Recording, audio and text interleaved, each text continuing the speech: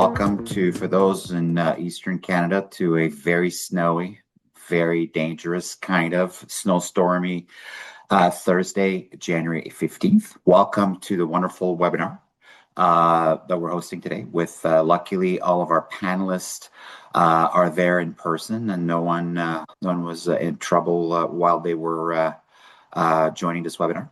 And welcome to Intellectual Property in the Age of AI. And what a great timing to talk about this, because obviously with the explosion of artificial intelligence across the globe, it has obviously changed a lot of industries, or helping transform a lot of industries, and in particular for Canada's food sector.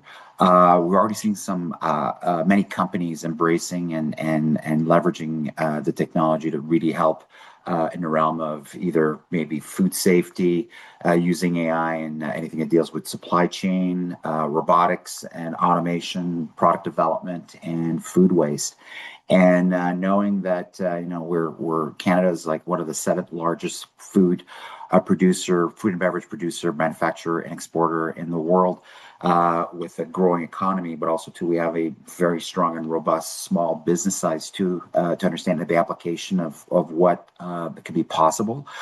We invited a great panel today to talk about again, the application of AI both in the practical world, but also to what it means in terms of like when you develop something that's proprietary and how it can be used and also can be protected from an IP perspective. And what I really like about the panel is we have both a great view of both academia, policies, also legal, and also with our last panelist, we're waiting for Arj, who's going to join us, who actually is actually works directly into kind of the use of AI in basically in food safety and food engineering, which is pretty incredible. So we'll have like real life experience. Before we dive in there, I'll just remind everyone, if you have any questions, please feel free to basically put them into the Q&A section, I believe, or the chat section of the Zoom. We will allow like a good 10 to 15 minutes for questions for everyone to answer. And the flow today will be free flowing. I've encouraged all of our panelists to disagree. Also, too, I'm learning too, because I do use AI for work. I do use Copilot and ChatGPT, Notebook, LM. Also invest in AI company, but I really want to hear about how it kind of all mesh up in terms of food innovation and food technology for the Canada. So I'm ready to learn and stuff like that. So let's welcome our panel. Also, too, co-moderating with me today is my colleague Julie Daigle, who will be reminding me that maybe I shouldn't speak so much and will interject and ask some really good question to add to this. And say hello, Julie. And Julie, again, is our Regional Innovation Director in the beautiful province of Quebec, which I'm also from, and does an incredible job to serve our over 1,000 member of CFIN in the province of La Belle Province. So thank you, Julie, for joining today and giving me a hand on moderating this panel. All right, let's welcome our panel today. And I promise they will do most of the speaking. I will try to limit my talking. And today we have, starting with Steve de Brabandere, who is the Director of Industry Partnership and Technology at the University of Guelph, where he leads initiative to commercialize research and foster collaboration between academia and industry. And his work focused on intellectual property strategy, licensing, and building partnership that turns innovation to real-world impact. And please, Steve, if I miss anything, add to it. Our next panelist is Dr. Maria Corradini, also from the University of Guelph. And Dr. Corradini is the Associate Professor and Arel Chair of Food Quality at the University of Guelph, specializing in predictive modeling, non-invasive technique to monitor food quality and safety. Also, research aims to reduce food waste, which is very important. Supposedly, Canada has over 11 billion pounds worth of waste, which is huge. It represents like a huge amount of billions of dollars of waste, and also obviously basically pollution impact.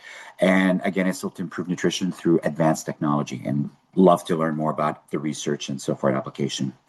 We also have another panelist. We have Lorelei Graham in the food and agribusiness of Bennett Jones LLP. And Lorelei is a partner at Bennett and leads the firm's agribusiness industry team, advising clients on IP strategies in food and agriculture. And she's also a registered patent and trademark agent and frequently speaks on innovation in precision agriculture and AI. Our last panelist, we're waiting for him, is Arj. He will be probably joining us, and I got with this weather, if you see in the background, is it's probably a little delayed.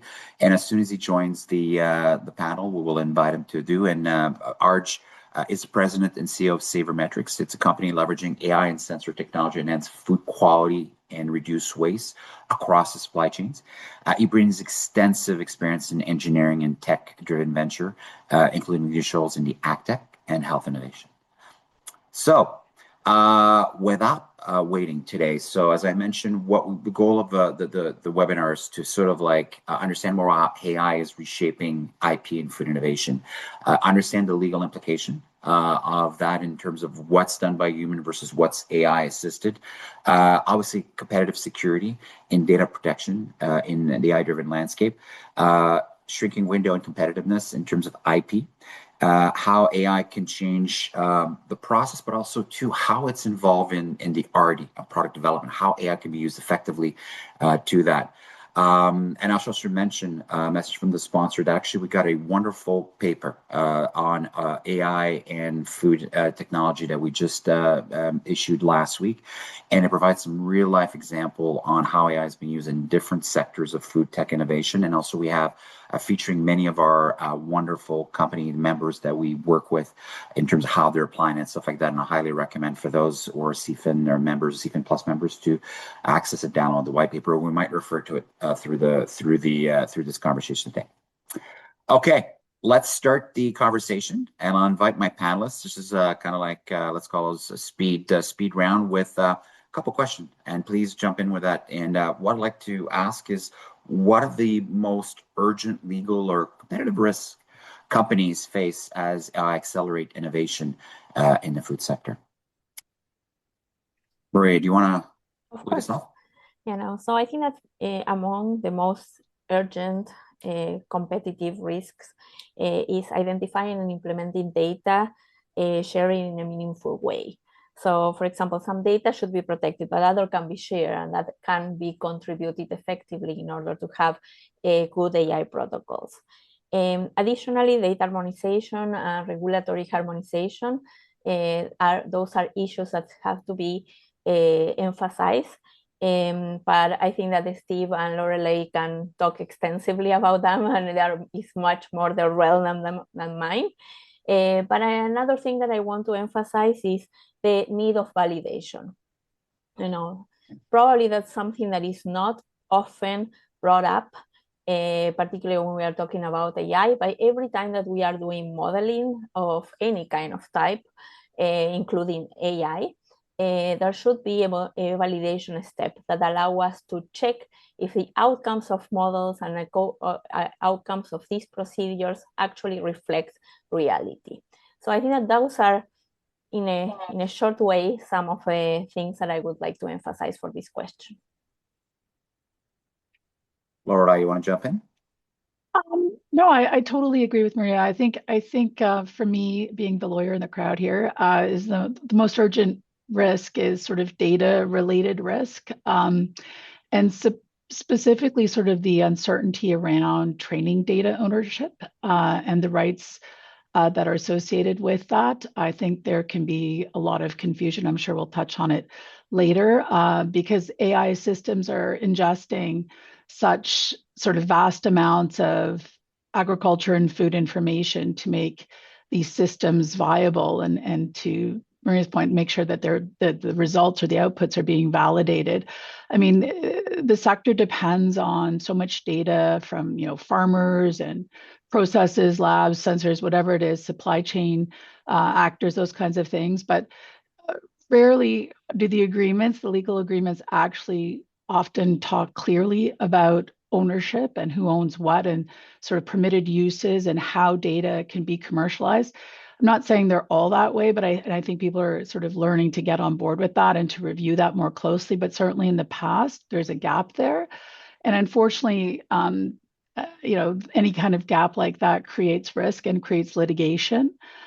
So to me, if we can sort of, address that with clients sooner rather than later, if companies can address that early on, they have a better chance. So to me, that getting that clarity is really important. I think then also you get better sharing, and sort of not sort of underperforming AI models. I think you sort of reduce your dispute risk. So that's always a good thing because that saves money. And then you can scale faster. And that's what, working with small business and small companies or food innovation at the early stage is all about, even at the later stage, but certainly at the early stage.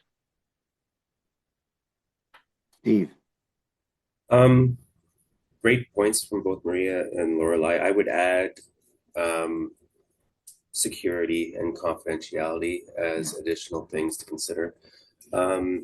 Anytime, the more of our lives that we spend in the cloud, the more we have to think about security. If we're using products, large language models and so on that are free to use, there's very little certainty about how the information that we put into those is used, what the security is. And, the better AI gets and the better even computing gets, the easier it is for there to be security breaches from nefarious actors. So I would certainly consider cybersecurity as a major consideration for any small business, as well as understanding how your data is being treated or used. Is it completely in your own sandbox, so to speak, internal to your company, or by using whatever product you're using, does it leak out? And that's something that's really important to understand when you're using any of these tools. That's a great point, Stephen. I want to expand on that. So let's say, for example, I want to validate, like I'm coming with a new product formulation and I want to basically test iteratively using AI to kind of iterate on the formula to get to either the right flavor or the right color. Are you saying, for example, if I use like sort of like a public version of Chat GPT or like Google's AI to help me, that actually could become public knowledge? It could be used to replicate that, or would it be better to buy a license, a private license to protect this? What is your, is that kind of like? I would say that, so this information will be public. Yeah. I wouldn't necessarily say it as simply as that, but more the risk that the information you put in gets incorporated into the broader training data of that model, which means that if you're putting new information into it, it's possible that that becomes part of the constellation of information that model is using, and they might be able to spit it out to somebody else and give them an idea based on, what came from you. And so, especially with kind of the free public models, there's a risk. The advice that we are always given is don't trust it if you're working with sensitive information. But certainly, if you are using it, there are plenty of models out there where the data is hosted at your own organization. If you're a small company, maybe you don't have that hosting capability, but there are also service providers who, in their contracts, it's validated. They have a lot of reassurance that any information that you put in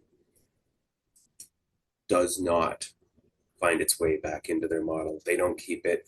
They don't do anything with it. And so you need to look for that. Probably you're paying something. Probably it's not free, but you need to look for that. Actually, if you're using sensitive, confidential information. Yeah. And from a legal perspective, Lorelei, like, are there ways that a company can go back and do research, like that their formulation or what they were using to develop their formulation was reused by their companies? It's kind of one of the risks that can happen. Yeah, so if I understand the question, you're wondering, can you sort of go back and check and see if something was actually disclosed? I think I personally don't know the answer to that question. I would imagine there is, but the reality of it, and I totally echo what Steve said, is that, you shouldn't be putting anything confidential in, that's where we basically put our foot down here from a legal perspective.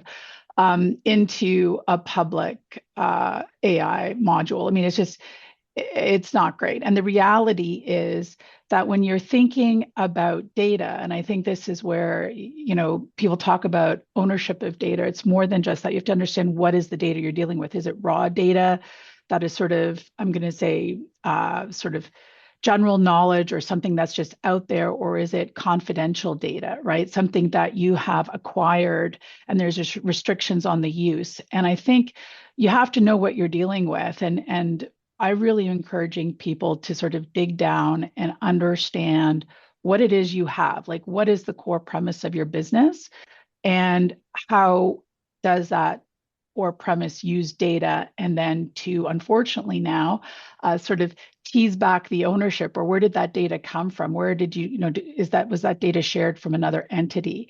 And I think if you come about it from understanding where this data came from and how you're using it, you can then make intelligent decisions about what you put in to an LLM, right? Or if you're, you can have something that's proprietary to yourself. But in general, I don't encourage anything to be put into a public AI model at all, to be candid with you. Yeah, Marie, in your research, have you seen any cases that pertains to that, or?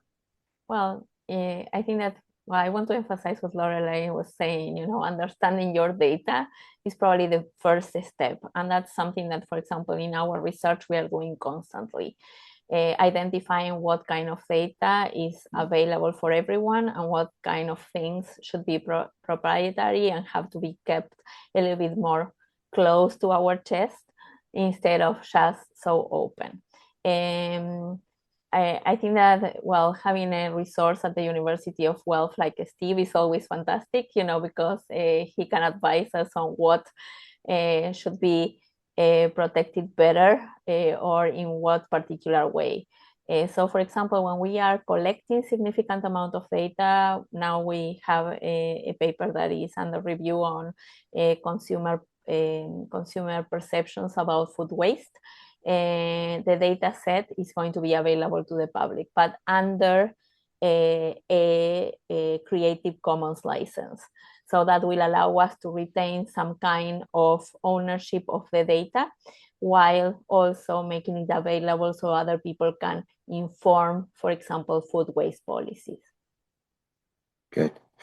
I'm actually my next question is going to touch legal, industry, and academia. How can those three entities approach AI-driven IP challenges differently? Where do you see some alignment? Like, is it going to be driven by industry, by academia? Like, how do you see this sort of like shaping up from an alignment in terms of the IP, AI IP-driven challenges?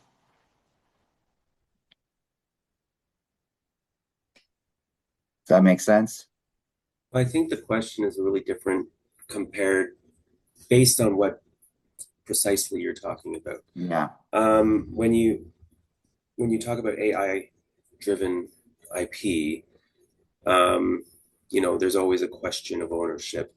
If the IP was created entirely by the AI, then courts have held that you can't claim ownership of it, or you're not an inventor or an author, I should say. Like if an AI creates an image, you can't say that you're the author or the artist, and therefore claim copyright on that image. Whereas using AI to just help your workflow be better, and I really think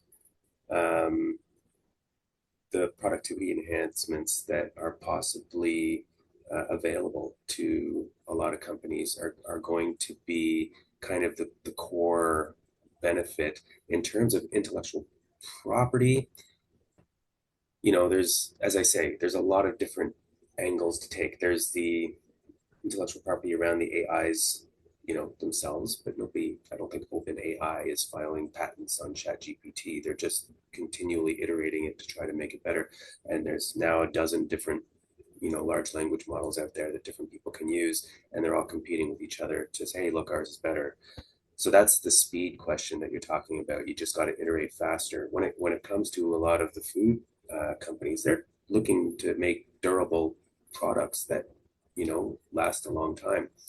If you're talking about recipes, I don't think anything necessarily changes, and AI might help you reformulate a product to remove sugar or to remove gluten or something like this, and you might be able to do product development a little bit faster, but you still got to make it and see if it tastes any good. And recipes and things of that nature, nobody's ever filed a patent on that, or shouldn't, because, you know, that's the sort of thing that's a trade secret. And so all those same considerations that you use in protecting confidential information and trade secrets are going to stay the same. The AI part, it's important, but I wouldn't necessarily let it by itself completely change your IP strategy.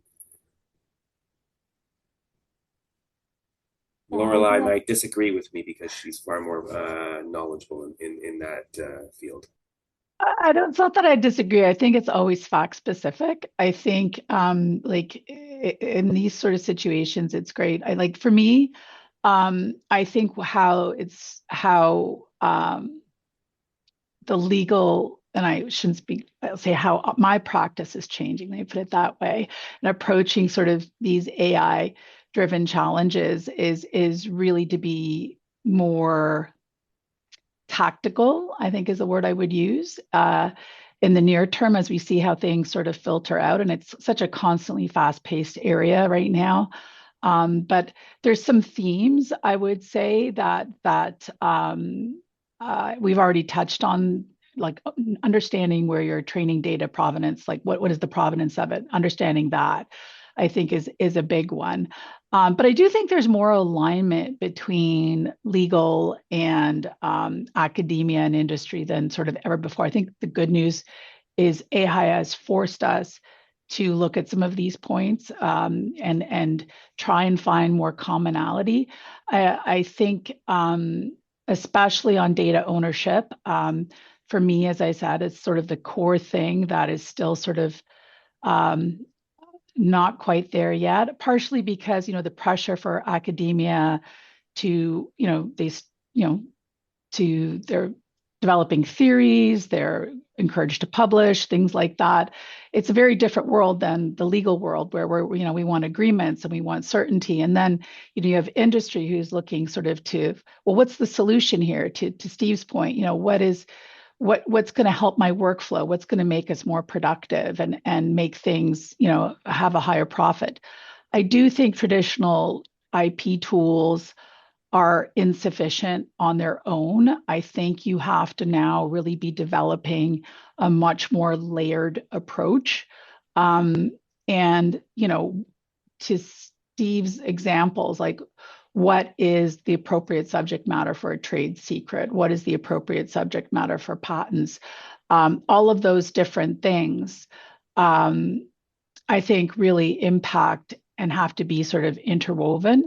And so it's not like a cookie cutter approach. That's why I say it's fact specific, which is such a typical lawyer comment, but it really is true. I don't think people would want to just have a one-stop all approach, or they shouldn't. But I still think like the industry is struggling, I think, because there's so much pressure for companies to move at lightning speed. I think they're still struggling with having good sort of data governance, which I'm a big governance fan. It is something that's lacking in most companies, to be quite candid with you. And that's everything from, you know, documentation gaps, like who, you know, do we have all the assignments we need? And have we actually reviewed these licensing terms and understood what they mean? But I think there's still that push and pull. So I'll pause there because I see Arj has joined us, so I want to make sure he's had a chance here. Sorry about that, Max. Go ahead, Arj. Maria, we'll look out there, but Arj, welcome. You made it safely. You know, the snowstorm jump in your industry. So thank you.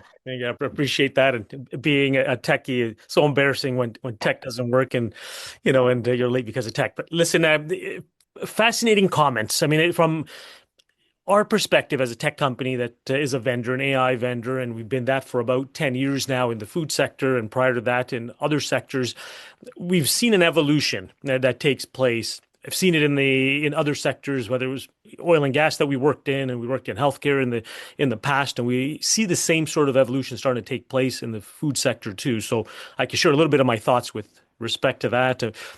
See, fundamentally, the academia model is a different model. It's a unique model in the sense that there's a sharing that takes place, there's critiquing, and then it's a learn together environment. We publish things freely and we learn from each other.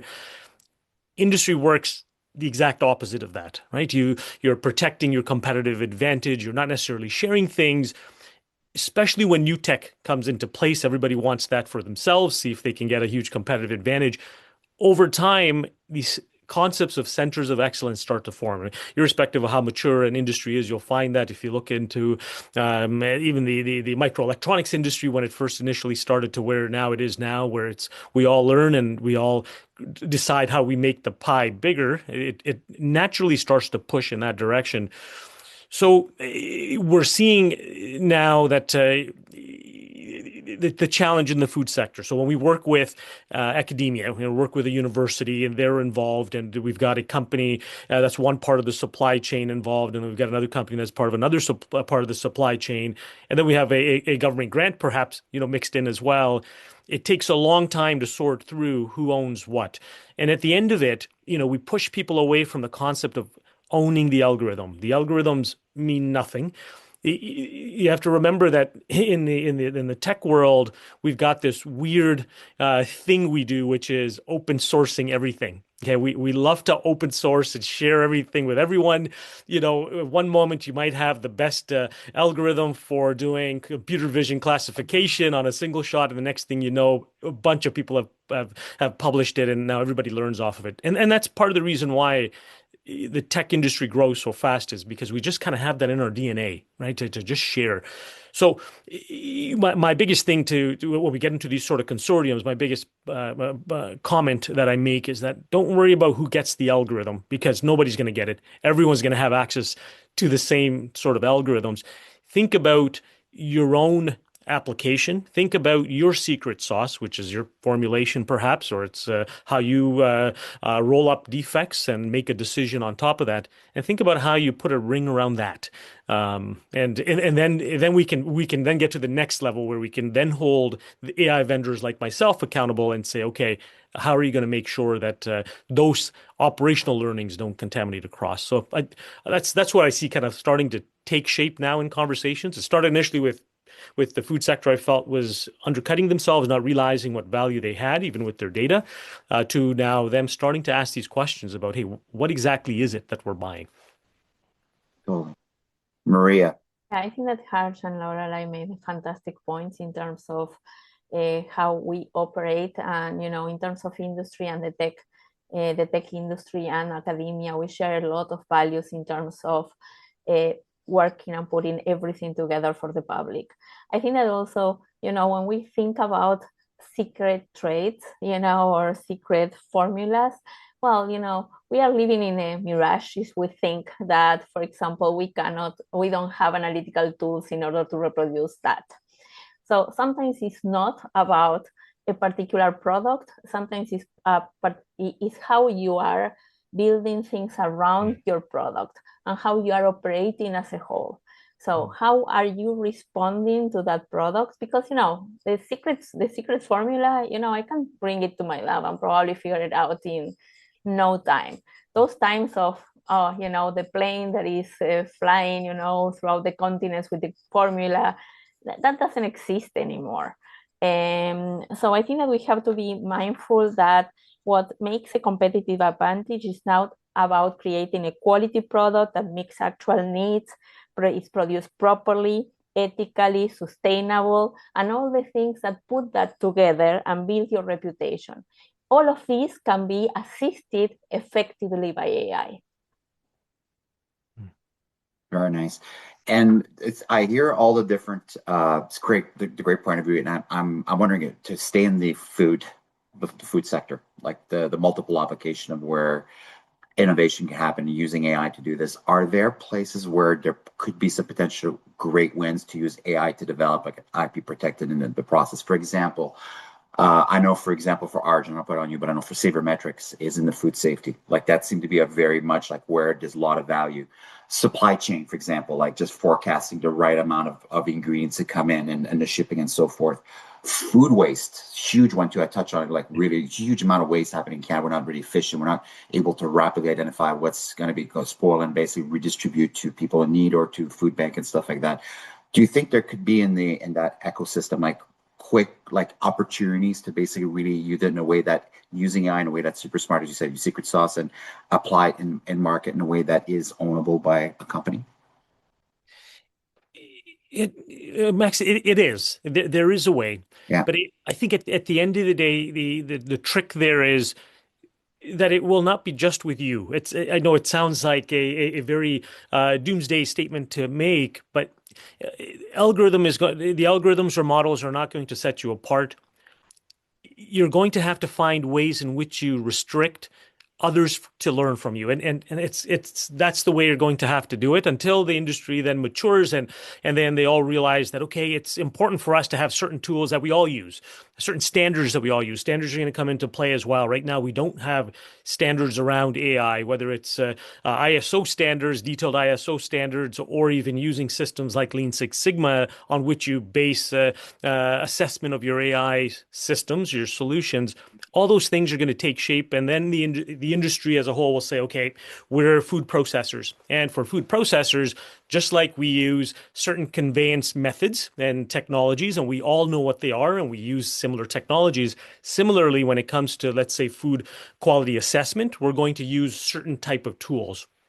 And that's okay. That's not going to be our competitive advantage. It's going to be a necessity for us to do that because at the end of the day, we've got to start figuring out how we reduce waste, which is a big issue in the food industry. For more profitable and everybody else is more profitable, there's more to kind of go around, and then we start competing on other things, right? So I think the industry needs to get to that point right now where they accept the fact that there are certain tools that are missing that they all need to become more competitive and survive. It's a survival thing for many companies, especially SMEs. Yeah. And then from there, you start thinking about, okay, what is mine? Right.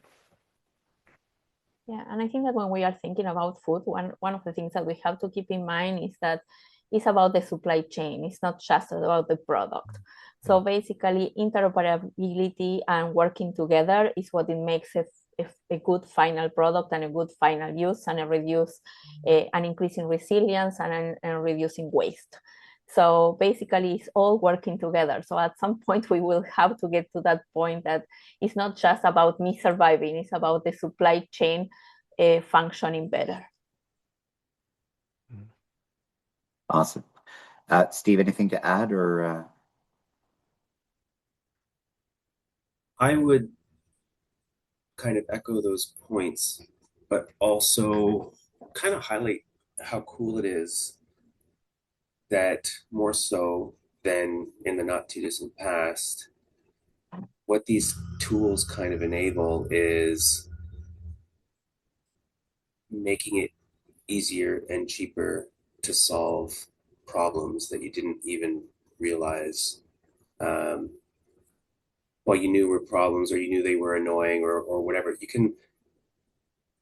But you didn't know you knew what the problem was. You were sitting there talking with, your buddies at the conference saying, oh, wouldn't it be great if we didn't have to deal with this, or if this problem was solvable. But it wasn't necessarily big enough to go hire some big consulting company to solve it for you. You can solve those problems now. You look at some of the small companies. There was a great feature in the Globe and Mail earlier this week about VinCentry. VinCentry is a company that uses cameras and an AI system basically located inside feed bins to how full is it? I read a feature on this company, and it's a simple problem. Now they're worth hundreds of millions of dollars because they were talking with a small company between Guelph and Waterloo, Wallenstein feed mills, and said, "Hey, what if we could like tell how much feed is in your bin?" And they were like, "Oh, if you had a product like that, we'd buy hundreds of them." And so he went and started the company. Or something as simple as I've got seed potatoes. We have a wonderful researcher here on campus who's relatively new to campus, who is in the early stages of starting a company. It's a little robot that wanders through the seed potato field, and he has thousands of images of leaves that it uses an AI system trained on these images to say, hey, that leaf right there has a bit of mold on it. We need to kill that plant right now. And it just kind of wanders the fields all by itself. So it's small examples, or even something like, so if your expertise is in food science or in product development, and you've got some problem that is annoying that you can overcome by, hey, I can vibe code a solution to this. There was an article in the news yesterday about apparently how great Claude Code is for putting together solutions like this. You don't have to be a expert in computer science. You don't have to be part of a giant consulting firm in order to solve these problems. And so that by itself is going to be wonderful for people to be able to solve problems that might have been too niche to afford to pay someone expensive to fix, but now they're fixable. Yeah. To build on your points, Steve, we in the white paper we featured two companies in the food waste. Actually, it's funny. Both example using AI is used at the top of the food chain. Basically, it's Vivid machines that basically and put video cameras with AI enabled to look at the crops and fields, and based on predictive model can assess like when they're going to harvest a week to 2 weeks in advance, which is incredible, and find accuracy, the yield before it comes. And at the bottom, like at the end of the food chain, we have neat technologies in Calgary that actually partner in terms of automated surplus redistribution with food banks. So basically, look, they partner with retailer and see what's coming off basically the shelf, and arrange to basically the transportation, the distribution, stuff like that.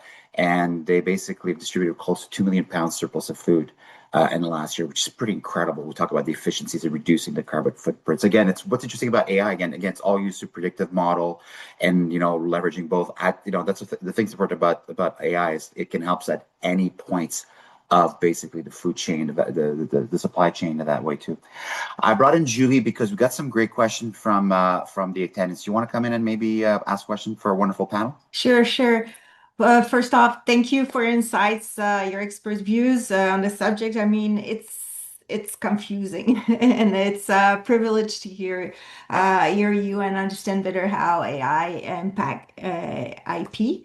So yes, we do have really good questions from the participants. I'll go with the first one.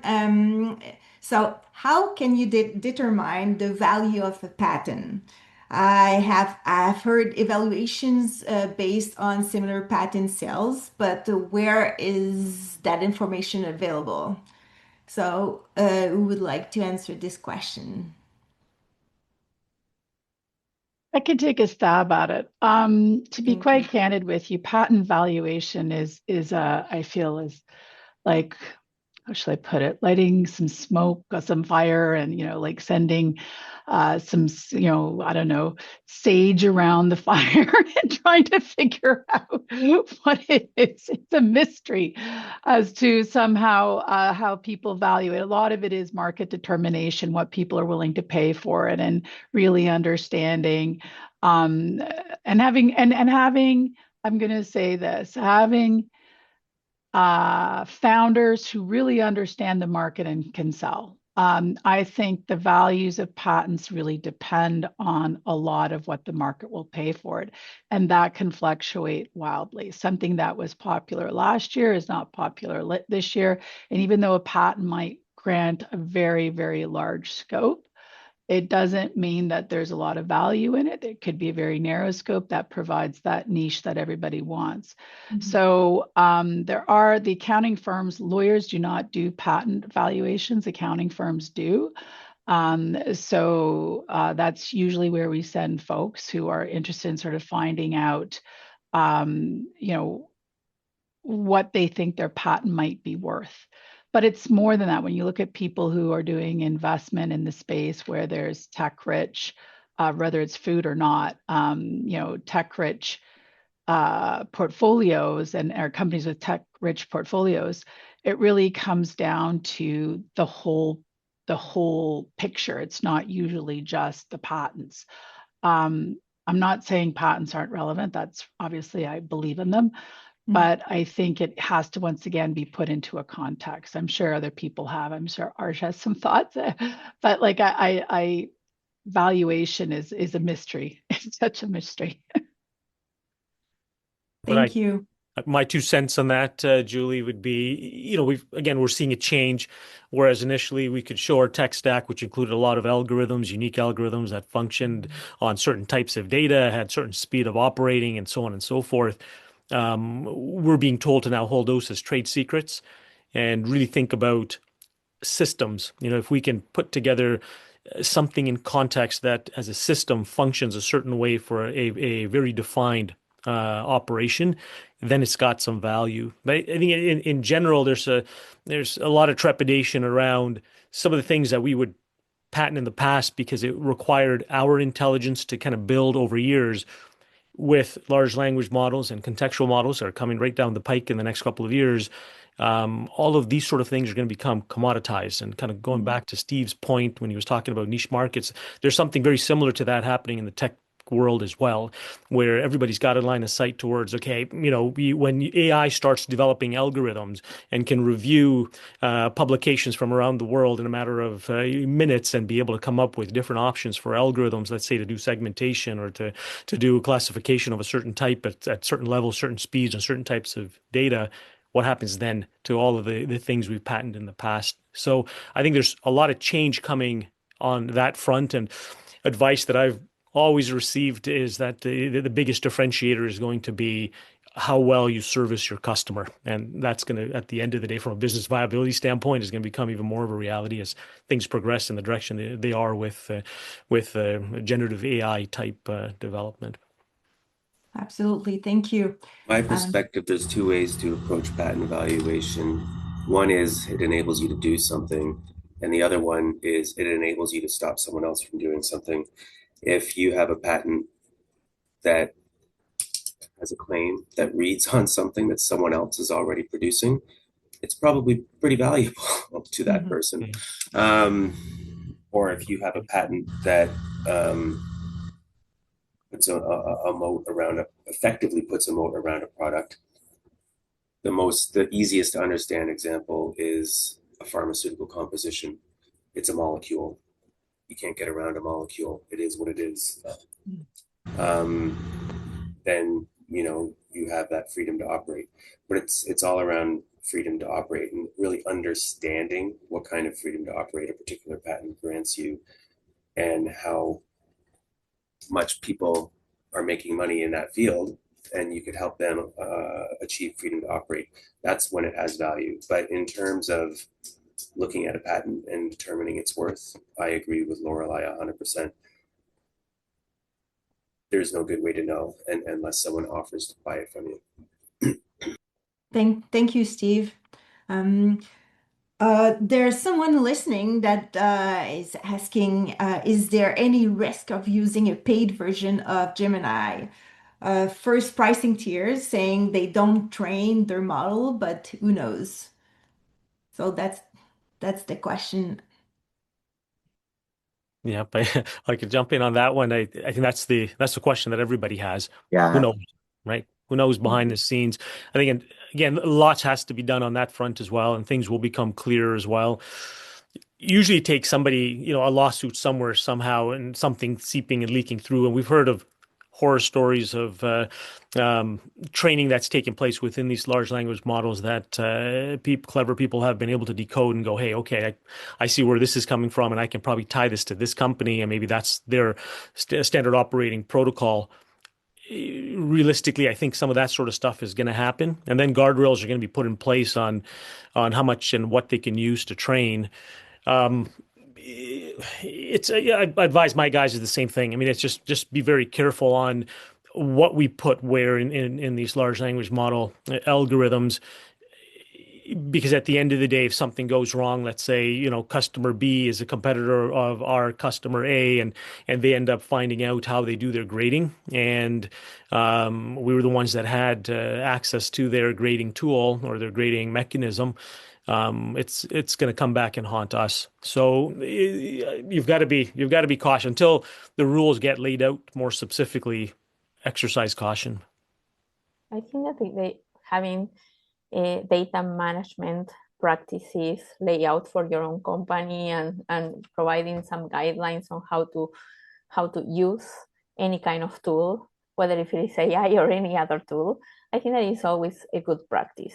And I think that one other thing that you have to be mindful is validation, and validation. You cannot run things without having a way to validate the outputs consistently. So you have to think about the validation probably before even attempting to use anything. How am I going to validate an output? And I think that provides a level of assurance that is needed, particularly for an industry like the food industry, where food safety, for example, is such an issue, and food quality also can break a reputation. Thank you. The third question for you is if you create IP, and I think we've discussed this a little bit, but here's the question. If you create IP, logos, biz concept, code, can you own the IP 100%, or could Google, OpenAI, etc. Challenge your ownership and demand a piece of your success? Who would like to answer?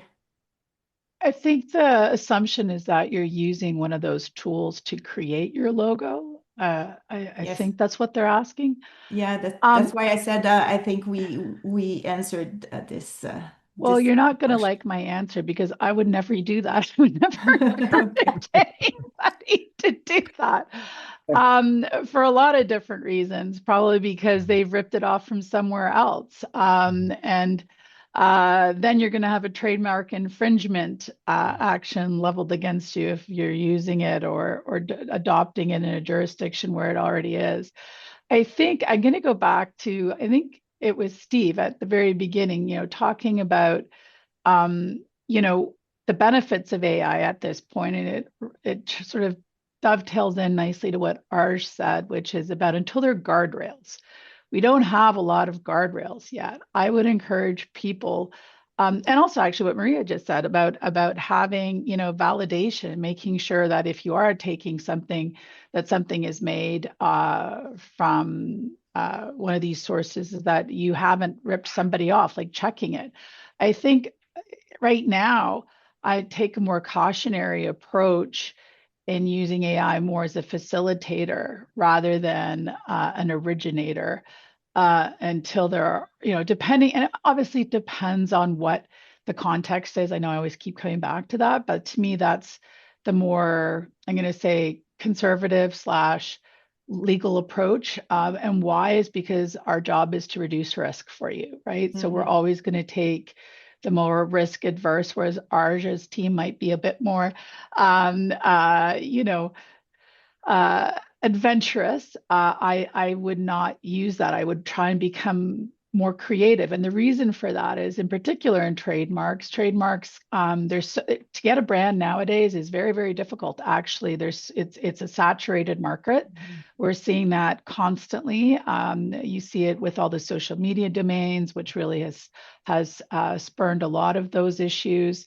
And so having uniqueness and distinctiveness is, first of all, what's going to make a successful brand. Yes, it's harder to get, and initially it's harder to get potentially your consumers or the people who are purchasing your services and goods to maybe identify with you. But in the end, it's, the classic example I use is pretty much Starbucks, a completely created word that has come up through the ranks over the decades and is now, mega brand, a famous brand in the US.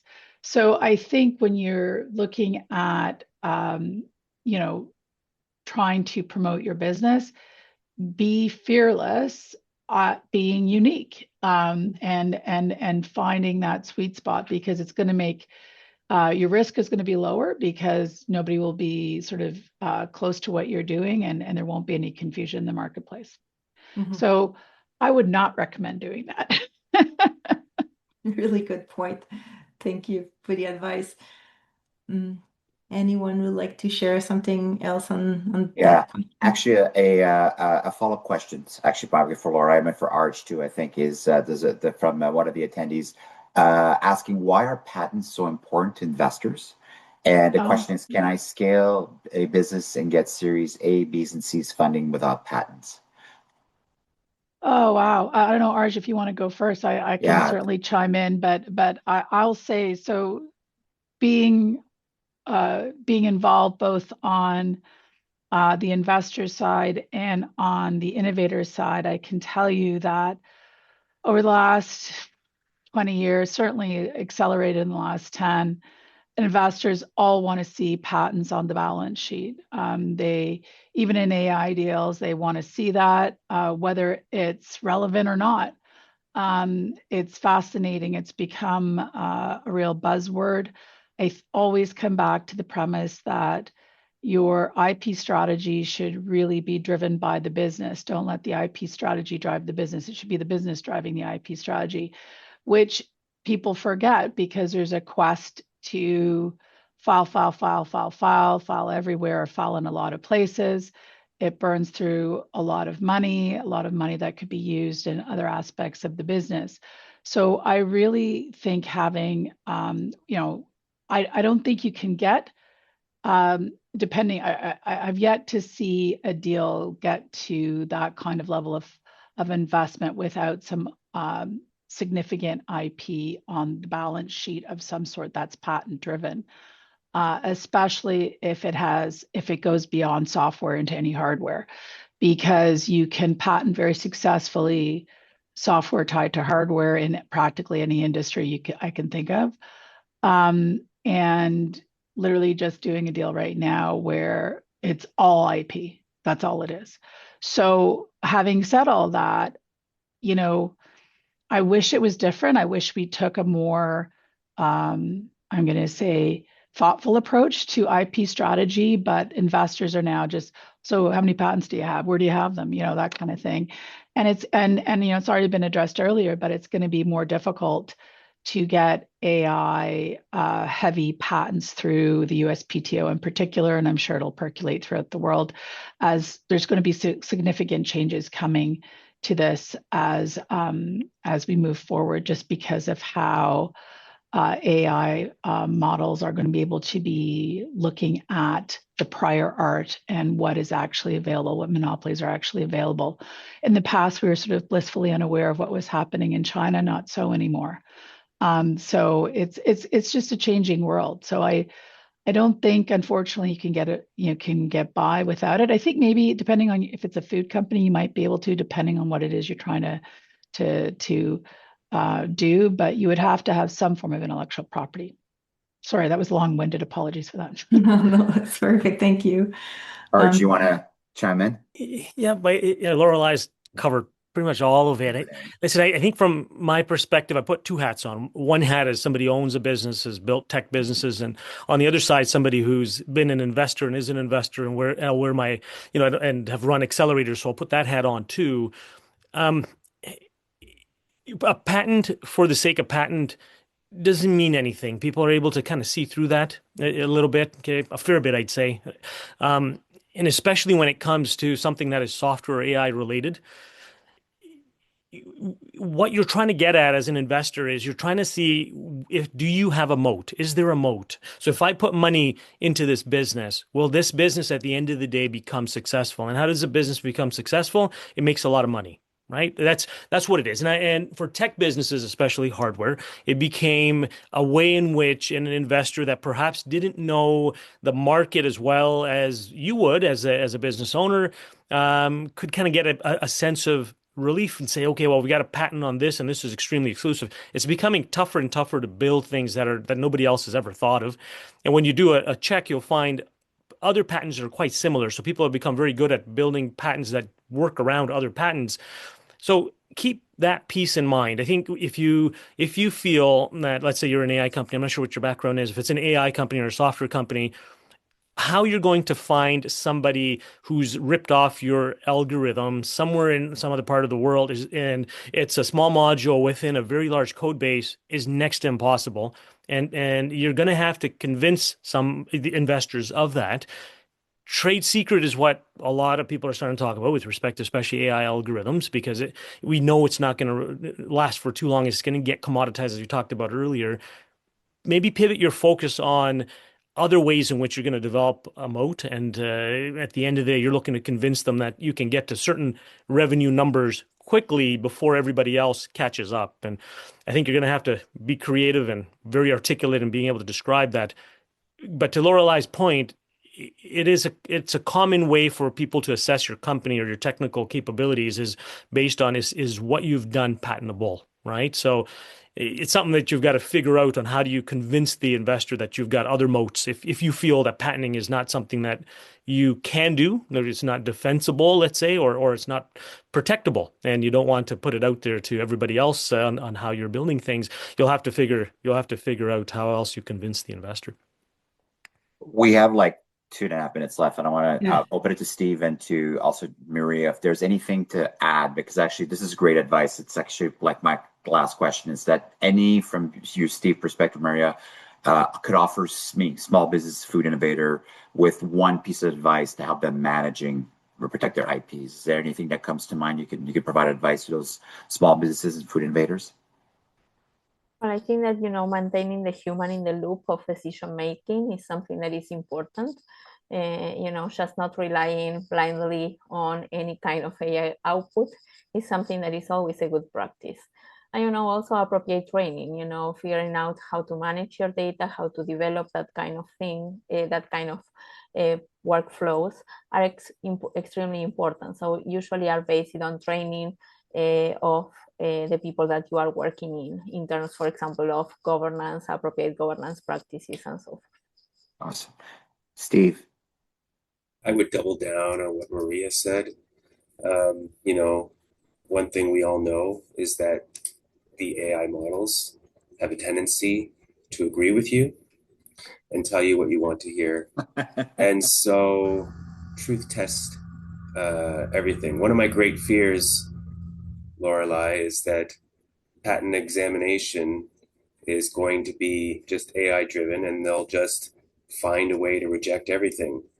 And I see this more and more, and I don't know if it's AI driven, in rejections of like, oh, well, you know what, this claim's not allowable. It doesn't matter how new it is, but you could theoretically use one line out of this patent over here, combine it with some like one line out of this research article over there, and someone theoretically could put that together to get something close to your claim. And I'm like, give me a break.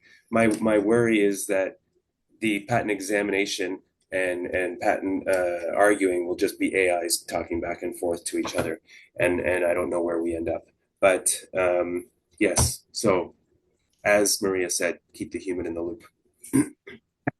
I echo that. That keeps me in a job, but I will say that unfortunately that's the way it's going. And USPTO has already, United States Patent and Trademarks Office has already said that there will be a lot more AI. Same thing with the Canadian Intellectual Property Office. They're already doing it for certain things, but it won't be long before it gets more integrated into their work processes, right? So I agree with the human part, absolutely. Arch, any final one piece of advice? Yep, one piece of advice. I think in the AI era, this new AI era, it isn't what you build. It's unfortunately that time is past in the AI era. It's about who you allow to learn from you. Okay, you have to be, as a food sector company, you've got to be very careful of that. Who gets access as an AI vendor, getting access to your data for how long, your standard operating protocols or whatever else it may be, and under what constraints are you giving them that access? Have a checklist that says, hey, no cross-client training. Don't allow that, because what you're doing really there is you're allowing them now, the AI vendors like myself, to be able to build their algorithms and their systems and tools. There has to be a price. That's equity, right? You're contributing to that equity. Customer-specific models, ask for that. Clear data ownership, ask for that. And then also when the contract is over, there's got to be a continuation. So meaning, how do you export those models and own them? Is there an escrow option in place?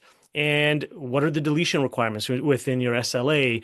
Post-termination, there has to be that. So focus on these tools like you would, like you're buying a photocopier, for example, or you're leasing another piece of equipment. That's how you've got to start thinking about this. And a lot of times I hear from food innovators, they're talking about IP from the perspective of patents, models, algorithms. They'll talk about, this is our proprietary AI. Again, don't try to own it. That mindset is completely outdated now. In this era, models are going to get commoditized. We're seeing that already. Architectures are going to leak. We're seeing that as well. And performance is going to converge. People are going to get good together very quickly.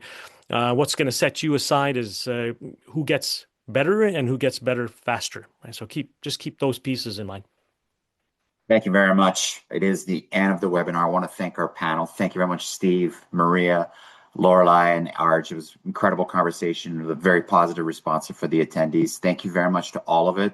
Thank you for being part of the CFIN membership, like close to 8,000 members across Canada, which is amazing. And also, too, as I mentioned, we will provide a video on YouTube of the conversation because it's super insightful. And remember, all matters as much as AI is a tool. Let's stay human. Let's involve the human in the process. So thank you very much, everyone.